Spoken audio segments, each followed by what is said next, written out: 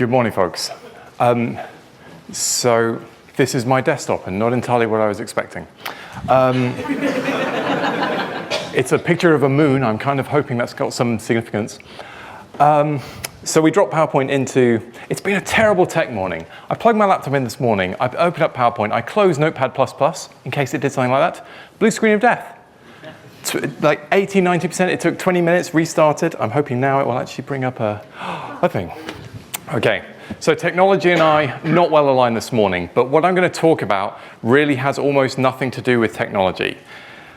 It is a deeply uncomfortable experience being on stage not talking about technology. I'm an IT consultant. I want to be talking about code and stuff, but I'm not, because there's something else that has become more important to me and something I'd like to talk a little bit about today. This is a very non-toxic working environment. It's a little bit mythical. It sounds like a wonderful thing, sort of like smoke-free schools and non-carcinogenic water. You sort of think every working environment should be non-toxic. And yet I find it astounding that so many are not. In fact, it can feel like a bit of a Herculean effort to get of an environment to be less toxic, to like transform a glib, not functioning very well environment into one that actually isn't harming the people who are in it. Hercules here in the middle, played of course by Alan Sugar. These environments are bad for the people in them. They're bad for the companies that host them. They're bad for the industries. By reputation, they're bad for the industries that contain them. And what I'd like to talk a little bit about is how to identify them, how to prevent them, and the sort of things that we can all do to actively improve them. But before we get into any of that, has anyone worked in an environment that they felt was a little bit toxic? Okay, fantastic, right room. First of all, I talked a little bit about challenges. I'm challenging myself here. I want to take some risks in this presentation. I want to do it entirely within the code of conduct, so I've checked very carefully to try to make sure that no one is offended. However, I do want to challenge you too.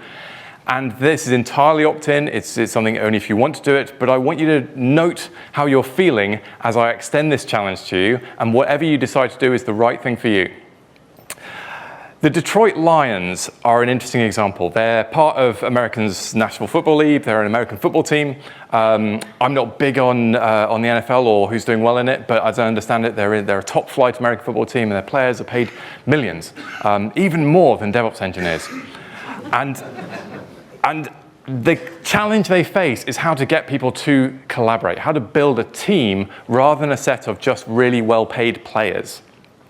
And to do that, they orchestrated a whole bunch of things, some of which they've taken from the military. So in the Detroit Lions, they have this thing. It's a call and response thing where at the end of every meeting, they will have someone, the caller, to say the call. And the response from the team is that everyone shouts back the word. And the word is lions. Now, I learned the sign for lions this morning because we wanted to make sure this was inclusive too. And so what I'm going to ask you to do is shout back the word lions. I'm going to say, lions on me, lions on 3, 1, 2, 3, and I'm going to raise my arms. And at that point, I'd like you to shout back the word lions. Just notice how you're feeling, please. So, lions on me, lions on 3, 1, 2, 3. Lions! Thank you. The reason I wanted to do that is that I figure that we all know sometimes when something is wrong in an environment. We've all got a sense, and maybe it's not clear, maybe it's not talked about, maybe it's not something that we know exactly what to do about, but there is something wrong. And calling it out feels like a massive risk. I don't know how you felt. I hope to talk to some of you afterwards. I know how I felt doing that call and response. And I hope that it had an element of I'm doing something I'm a little bit uncomfortable with. You know, it's quite early in the morning and I'm asking for audience participation, which in Tech Talks is close to asking for the world. But I feel it's important because often the way to battle these environments is exactly that. It's stepping into that feeling, it's leaning into that feeling and making a choice that I'm going to do something or say something or reach out to someone because I know that something is wrong. Something is happening that is not okay. We're going to look at some companies where this has happened and people have not said it's the wrong, and their consequences have been absolutely terrible for the people, for the companies, and for the industries. These environments aren't designed, I think they just happen naturally. They can be transformed, and it's not something that happens because a manager decides, I'm going to create an environment that's toxic. It happens with managers, but it happens with all of us. So whether I am managing a team, whether I'm a member of a team, whether I'm new to a team, I'm contributing all the time to a sense of that environment. Also, belief really matters. This is a rat. Rats have mammalian brains. We study rats because their brain is a lot like ours. Stress on some level is good for you. Not universally, and I'm going to qualify it, but this is a paper that says that actually neurogenesis, which is the process of making new connections in the brain, can be enhanced in rats if you stress them out. This paper says that rats will actually be able to target their immune response better when stressed. So there's some evidence to suggest that actually physiologically, stress is a really good thing for us. There's also a whole bunch of evidence to suggest that stress is a really bad thing for us. And that's what I want to dig into, because often this association between stress and environments that are good or bad for us as employees, as team members, as collaborators, is closely linked. Bad stress is very different from good stress. It can cause a tremendous list of adverse effects, ranging from nausea and sleep deprivation through to chronic illnesses, even heart conditions. The intensity of it matters, the length of our exposure to it matters. The after effects vary hugely. Some people are treated for chronic work stress where the after effects last for a few weeks, a few months, or maybe even years. Medicine defines this, the largest part of the bell curve here, as subchronic toxicity, which is the ability of a substance to cause harmful effects for more than a year, but less than the lifetime of the person who's affected. So these environments can have an impact that can actually have terribly damaging effects and can last for a long time. Quite how we quantify those effects is difficult. It's very easy to talk about toxic environments, to say the word, you use the word toxic and instantly it piques people's interest. It's a dangerous thing. We don't like toxic stuff. And so when I talked about non-toxic, smoke-free schools and carcinogen-free water, it's an easy sell. It's a great word to use. But when we actually get down to what the consequences are, based on our needs, and Maslow defined them really well, which is why I thought I'd show Maslow's triangle. Maslow's pyramid, I don't want to take a dimension off it. Maybe it was triangle. Anyway, I'm not going to say that a toxic work environment is toxic if it stops me self-actualizing. It may not be a great working environment, but my self-actualization is, I think, a lot my responsibility. Similarly, as we come down, when it gets into esteem, it starts to sting a little bit more. If the working environment is affecting my self-esteem, my status or recognition, my freedom or my strength, then actually that's starting to really matter to me. Down another level, when it starts affecting intimacy, family, or a connection. Down another level, if the environment is actually threatening my employment. Anyone ever been in a conversation where you sort of got the impression that the person who was talking to you was intimating that if you didn't do something, you would be fired? Okay, a few nods. It's a very uncomfortable conversation to have. Similarly, if it's affecting my health or taking away my resources, it gets worse and worse. And by the time we get down to physiological needs, if the environment is, doesn't have necessary air or shelter or food or water, and there are a lot of working environments like this, I hope not many in the tech space, but we're talking about terrible working conditions, perhaps in Far Eastern sweatshops and so on, with big expose around the manufacture of trainers in the late 90s and so on. But these environments exist too. And actually sometimes some physiological needs are affected. People talk about losing sleep. And I'm not talking about the odd 3 a.m. call. I think Nikki was absolutely right yesterday about how bad 3 a.m. calls are. But the sort of toxicity where I can't sleep, I'm getting maybe only a couple of hours a night because my mind is desperately trying to cope with the damage inflicted by the environment in that day. This is a paper that talks about perception. And what I find so interesting about this is that the stress, it's very personal. If I feel stressed, then that could be a me thing. And it's not fair for me to say it's the same for the rest of my team. But you know what? If I believe the stress is bad for me, it's scientifically proven to be bad for me. If I believe the stress is great, then actually it doesn't have the same effect. But what's so interesting is that based on this, I'm going to read some incredibly tiny small print in front of me, but high amounts of stress and the perception of stress impacts health are each associated with poor health and mental health. That was based on a statistical analysis of over 8,000 people. This study went on to say that actually, in the same vein, sort of the impact of stress is directly proportional to the way you think about it, so the perception of it matters. This is a study by an entirely different organization on the impact on our hearts, on the, our coronary systems, and again said that perceived stress indicates a higher likelihood of heart disease. Now, at this point, I have enough evidence that I'm willing to lean on to inform my belief structure. Everyone makes their own beliefs, and I'm not trying to convince you in my science. I'm not up here talking about, I won't say that, that's a little bit insensitive, but areas where some people say the science isn't solid and that the world's not getting hotter. We'll see about that. But what I thought was interesting is that science is also backed up by people's personal experience. So as well as it being about papers that are done in closeted environments where they're trying to look at a few key variables that are in fact probably very highly connected, it's also backed up by things that happen. And it's happening here in technology. It's happening in the environments in which we work in. DevOps is one of the most high-tech spaces. And so if there is a community that's likely to be affected by this, a lot of, based on the evidence that's reported, a lot of it's right here in our community. And so we're the people that can do the most about it. Valia Aurora and Susan Wu published an excellent article on getting free of toxic tech culture. And they talked about what it was that a tech culture might be experiencing when it embodies that, how it treats people and demeaning and devaluing, how priorities are set within the organization and how those priorities are measured against human beings, and how the people are treated when things go wrong. So when someone leaves, if that person is just whipped out and another one is dropped in, that expression is given the word churn.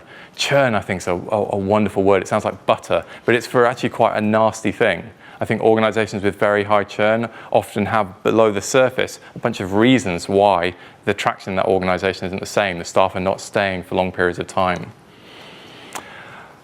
There's a great documentary called The Inventor Out for Blood in Silicon Valley. And it was about Elizabeth Holmes and Theranos, founded in 2003. I've seen one or two nods, so I think some people have seen it. If you haven't seen it, I really recommend it. It's fantastic. And one of the things that jumped out of that documentary was the idea of culture in an organization and the damage it can do. Now, quite how much damage Theranos has done, it's not clear. And Elizabeth Holmes is already in court and will be tried in 2020, potentially facing up to 20 years in prison and millions of pounds in fines. Theranos was a massive, massive project. The scale of the funding, I can't recall the figure off the top of my head, but I think something like $3 billion. And a huge amount of investment went into the miniaturization of blood testing. Instead of drawing a lot of blood, they took a little bit and tried to test on it. But there was a sense amongst some members of the lab community that the testing was not accurate, and yet it was rolled out commercially, which would potentially mean, I'm not saying it happened, but it would potentially mean that hundreds or even thousands of patients waiting for blood tests may have got inaccurate results. I can't wait to find out the result of this trial because I want to know the truth. I want someone to tell me exactly what happened, because it seems outrageous that that could happen in a tech startup, that the actions could lead to potentially so much harm amongst the people who needed that help the most, the patients who are taking the service. It'll be interesting to see how it plays out. One that has played out was this case. Susan Fowler talked very bravely about her experiences in this organization. And it had quite a lot of fairly dire implications. I can't get into an Uber now without thinking about this. Part of me still feels a bit conflicted knowing that the technology that's brought to bear this fantastic service, which is incredibly convenient, also did a lot of harm to some members of staff. Why are we in this position? and why does it affect technology? So I've tried in researching this talk to pull together a couple of facets of our industry that might indicate a hint for us. I think on some level it's about diversity. All of this information's published online. There's a GitHub repo and a website that's got all this in, so if you want to take it off there, please do, or please photograph it. This one's interesting because it shows the breakdown of women in different major tech companies, and it's with a huge amount of disappointment that it's not flat across the board. I sort of hope that in 20 years' time it might be flat across the board, but unfortunately that may not be the case, and my next slide is going to show it. These are just some stats. It's fun to pull out figures. My favorite figure came from the CIA. I found it last night. The CIA in 2018, America's intelligence agency, published a figure that 49.8% of the world's population is female. I don't know why they were researching that, but they have that information and they shared it online. It doesn't make a lot of sense to me that these numbers don't all say 49.8%. And that, I think, is a cultural issue. I think there are all kinds of reasons for it. I'm not justifying them or excusing them, only recognizing that this is the world we're in. And rather than talk only about the world I want to see, I have to spend a certain amount of time recognizing this one. So hopefully we can all do that, and actually that recognition might allow us to change it. This is a slightly bleak analysis, I'm sorry about the size, from the World Economic Forum, and it talks about the pay gap. So fundamentally, and in a lot of sectors, almost universally, and across the world, women are paid less in the same role. However, in some countries, that's being closed, and that gap is narrowing, which I think is exciting. Unfortunately, these timescales are almost inexcusable. The fact that it might take us the best part of 50 years in Europe to close that pay gap doesn't make economic sense to me. I don't understand the basis for it. I don't understand why it's justifiable. The fact that North America is going in the wrong direction and it's widening doesn't make sense to me. But these are facets of our industry. And so this gap, this inequality, the lack of diversity, the problems around gender balance, these are all things that affect some industries more than others and seem to be correlated with the reported instances of toxicity in the working environment. There is no simple measure here. And so while in trying to research this, I tried to find some way of clearly identifying some simple measure, because I think if you can get a number on it, you can start tracking that and improving it. It's crude, but it's the beginning, I think, of the journey, and there isn't one. If there were, then these numbers would be published, firms would have a simple measure for it, and no one would work there anymore. That's in the essence of it. In detecting it, there are some things that have been put out. These came from Entrepreneur Magazine, and they published a few articles talking about the kind of things you might look for that could be an indicator of red flags. None of them in isolation is an outrageous thing. If you have one off-site event and it turns out to be sports-based, then okay.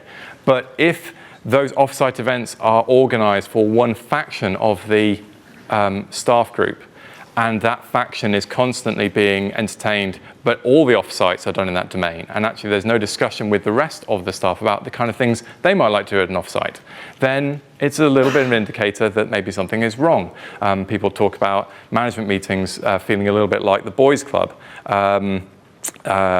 This discontinuity in pay, which we've talked about already. When employees voice their concerns that nothing happens, that for me is a big one. I've worked in a lot of places where employees say something is wrong, and then they disappear. These are places where settlement agreements are signed, and they include NDAs, and they are backed up with legal teams. And it sucks away very slightly at the trust we have in the organization. And I think trust's a key one. Not just going back to Jen's talk yesterday about trust when it comes to security and building our websites and attaining trust with our customers and our users, but trust in our teams. That magic force that actually makes us want to believe that everything is going to be okay, and we're going to get together, and we're going to work hard, and we're going to produce good things. And inconsistent policies and narcissistic leaders, the list goes on. And in all of these things, we're trying to find something. It hides in a bunch of different areas too, and these are all isolated problems that aren't all necessarily linked to toxic environments, but often in bullying and harassment we can see the same thing. So some workforces just accept a higher level of bullying and harassment. Also, some very healthy environments have a very strong delivery focus, and I don't think it's fair to call that bullying. I think there's a contractual basis to say that we have to deliver stuff, and the way in which that delivery is informed is all treading a tightrope. But when it goes wrong, I think it can turn into something really nasty.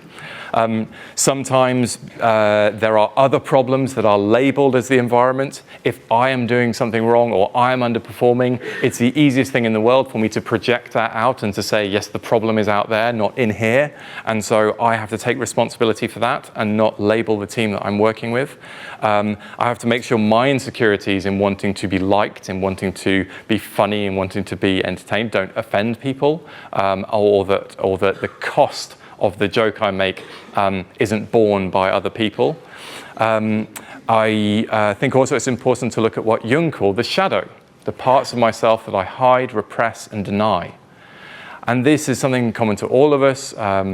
I think Jung was a fantastic thinker on this, and it's interesting to see the parts of ourselves that are welcome and talked about and that we can share. Increasingly, I think modern, progressive working environments invite us to share more of ourselves, to be more of who we are, but also to recognize that these other parts of me that aren't okay, and to have a balance in how much of that I can bring and be really honest with myself.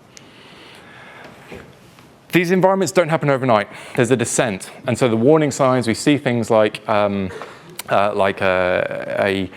progressive buildup of angst, a lot of unvented spleens and frustrations. It can be grumbling, it can be water cooler conversations, and it can descend into scapegoating and eventually into bullying and all kinds of other things. And what drives us into that position is probably the same things we've talked about. We've taken away the safety nets. We've taken away the natural things that will help us to coexist, the way we've coexisted as a species for literally millions of years.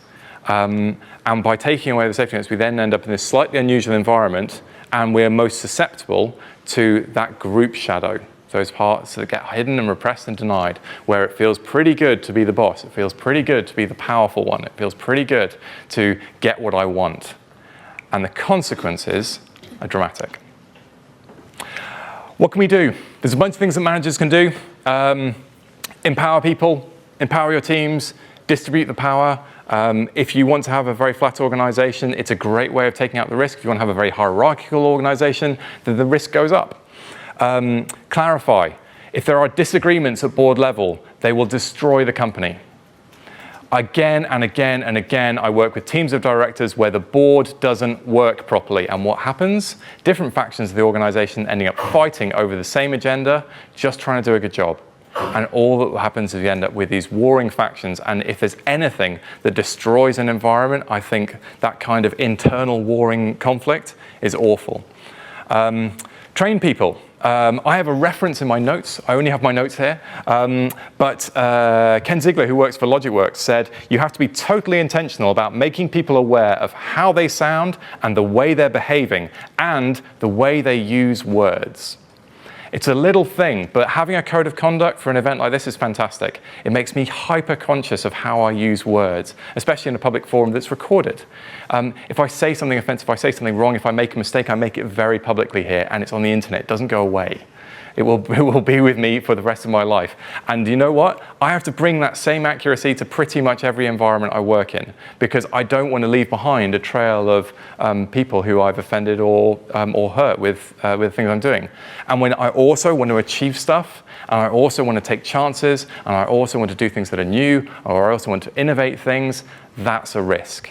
But treading that line, I think, is half the game, and also be good at doing something like coding or the actual work. I skipped over one thing there, which I just want to go back to, which is managers can assess team contributions and spend time helping others. This study was lovely. This study proved to, I think, a high level of statistical confidence, and the numbers are here, they're in the slides if you want to get into them. It said specifically, stress did not predict mortality risk among individuals who provided help to others. So if you're stressed out and you help other people, you're actually lowering your chance of there being a negative impact of that stress on you. So someone has thought this through and gone, these are the sort of devices. And like everything, there is now science to back up the things we can do. And while it might seem counterintuitive, all that time spent doing slightly less efficient things, but that help other people, that help bring team members forward, that help train new people, that help share knowledge, that help reduce the risk of one person in the team being the critical thing, that help reduce the risk associated with the 57 bus. All of that kind of stuff is not only good for the team, but it's clinically good for your health, especially in stressful environments. But we're not all, we are all leaders, but we're not all managers. In all of this stuff, it doesn't have to be one group of people that create the problem, because the instant that happens, there's a scapegoat. And managers can get scapegoated in toxic environments, as can any minority group. And it's important, I think, to recognize the balance, the capacity we all have to change these things. So either contribute to, be complicit with, or fight against toxic norms.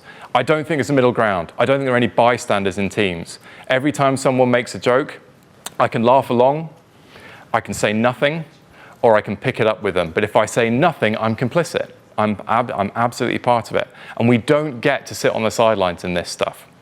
Talk openly about mental health. I am prone to depression. I do this stuff where I have to try to big myself up to stand on stage. It's terrifying. It's certainly not natural for me. And afterwards, I slump down. And the slump down can be really, really hard. For a couple of days, I'm in a box. And my family takes the brunt of that mainly. But I think it's important in a working context, and when I do this with my team, I try to share this stuff with them too, that they see the full picture, because I'm not just Alex on stage or Alex Substantial, as I came out in the notes earlier on. I'm just a person that also has a bunch of issues that allow me to be here, and also sometimes not be able to get out of bed in the morning. Call out behaviors. If you see stuff that's wrong, you can call it out. And that doesn't mean humiliating people. Own the behavior in yourself first. So if I can talk about myself and my weaknesses and the things I do wrong, it's incredibly empowering for the people around me, because I create an environment where I'm saying this is okay, and everyone else gets to choose whether they think it's okay for them or not, but it's their choice. If I say, Jack here has problems with mental health, he has this, then that's not okay, because all of a sudden I'm creating an artificial power balance where I'm doing something else. And not to mention Jack's privacy and the confidentiality we should have in teams. Finally, embrace your inner crapness. This is crucial. I think it's true of all of us. I annoy the hell out of people, and I don't want to, but I don't know that I do. And so rather than spend time trying to hide that or whatever, I want to just embrace it, because when I embrace it, they're much more forgiving of me, and that makes it a lot easier. So 3 minutes, and the last two things I want to say. This comes from Trudy West at Ashridge Business School. And Trudy came up with this lovely concept about zebra school. If you imagine a baby zebra, when they grow up, they go to zebra school. And what they learn at zebra school is that there are lions, and that lions are dangerous and they will eat them. And so they learn to run. They learn to run at zebra school. If you don't run at zebra school, you're eaten by a lion, life's over, it's pretty bad. But how fast do they learn to run? They learn to run faster than the slowest zebra. And that's the key of zebra school. I've worked in teams that are zebra school. I've worked in teams where everyone's just doing enough to try to make sure they're not the one who's going to get picked on by this ogre boss who's just looking for the next person to smack. And it's not a meaningful solution. Instead, I think we're called to do something different. So, be lions, or elephants, or wolves, or orcas, or dolphins. They all have this quality where they will do things that work for the pack. They're being kind to others. And so that's it from me. Lions on 3, lions on me. 1, 2, 3. Lions. Thank you.